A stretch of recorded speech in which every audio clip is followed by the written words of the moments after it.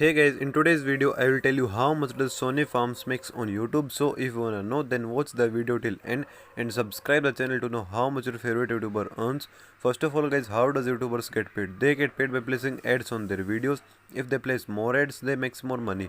Secondly, CPM stands for cost per 1000 views, means how much advertiser pays to run their ads. On YouTube, average CPM is $4 and the earning depends on many factors from where the video is watched, how long the video was watched, and thirdly, YouTube takes 45% of creator revenue, means 55% creator gets and 45% YouTube takes. Now let's take a look at their channel analytics. It has total of 182,000 subscriber and total 329 videos and 42 million total views lifetime on their channel today while filming the video. Now let's take a look at their estimated revenue.